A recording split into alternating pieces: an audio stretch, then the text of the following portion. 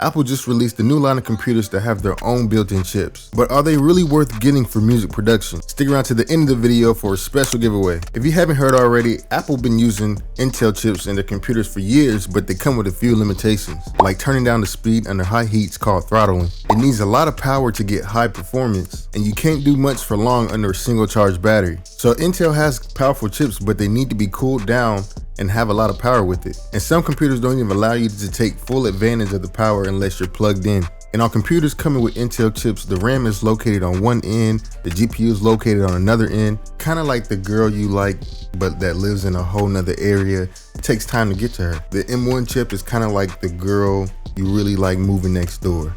On the M1 chip, the RAM is located basically inside the chip along with the GPU. So it takes less time for each one of those to communicate with each other. This is great because it means faster speeds when using it, but it also means when you get a new MacBook or Apple computer, it means you can't upgrade the RAM. Once you buy with the brand new 8 GB of RAM, that's exactly what you come with forever.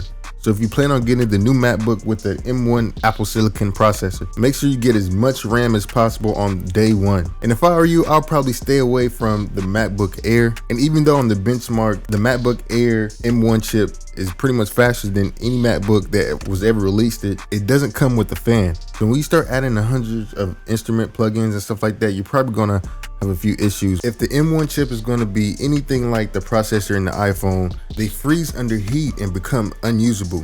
But Apple also released a 13-inch MacBook Pro that comes with the M1 processor and a fan. So if you're looking at getting one of those new computers because of the M1 chip, you're better off using the MacBook Pro or the MacBook Mini. So if you look at one of these graphics about the Silicon M1 chip, they can achieve the same performance at a lower wattage versus the Intel chip using much more power to get less performance. One of the big things that worry me about this, how long will third-party companies adapt to this, especially in the middle of this whole pandemic?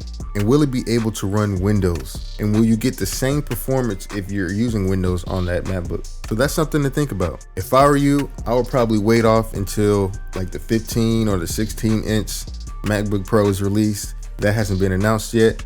And probably by that time, they'll probably fix some more of the issues that come out in day one with every product. And I wouldn't upgrade unless I know for sure that all the VSTs that I use for my instruments and everything, all the effects, all that stuff is optimized for that new processor. And you could probably just wait until somebody makes a video about it or something. I don't know. The new computers look promising. So make sure you guys subscribe to the channel if you want more videos on music production tips and tutorials. With Apple creating their own chips, I really feel like they have full control over the whole experience. And personally, I feel like this might be the next level computer.